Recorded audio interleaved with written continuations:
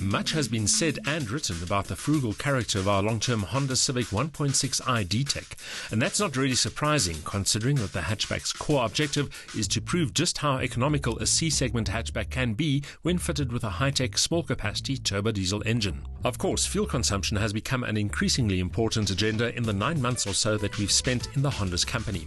With the cost of clean diesel now well over 14 rands a litre, the case for fuel-efficient cars is more compelling than ever, especially among those who commute substantial distances daily. For the past few months, the Civic 1.6i D-Tech has spent much of its time being driven at constant highway speeds over distances of more than 100 kilometers at a time. During that period, we've also seen a steady decline in the Honda's appetite for low-sulfur diesel, with sub-6 litre per 100 kilometer figures consistently achievable. However, the Honda has spent the past month or so being driven over far shorter distances and with a lot more gusto. The Eco button, which used to be permanently engaged, has been left switched off, and there's been no attempt to conserve diesel. In fact, the emphasis has been on getting from A to B as rapidly as possible. Of course, the impact on the Honda's fuel consumption has been significant, to say the least.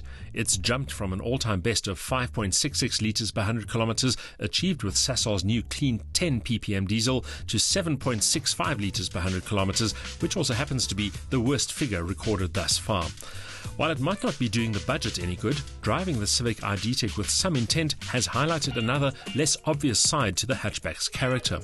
The 1.6-litre engine's focus might be on economy, but it's also a willing performer in dynamic terms.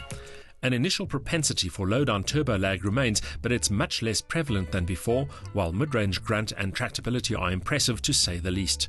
The Civic is also pretty handy in the road manners department. The steering is on the light side and the turning circle could be better, but the car feels agile and engaging on the move. There's an inherent neutrality which allows accurate tracking through the twisties. The optional alloys look good and benefit traction, but at a price. A pothole and a nail meant 2 of the Yokohama admin tyres had to be replaced at a cost, after discount, of almost 3,000 rand a tyre. That's a lot of diesel, even at today's prices. A heavy foot on the loud pedal has seen fuel consumption rise significantly.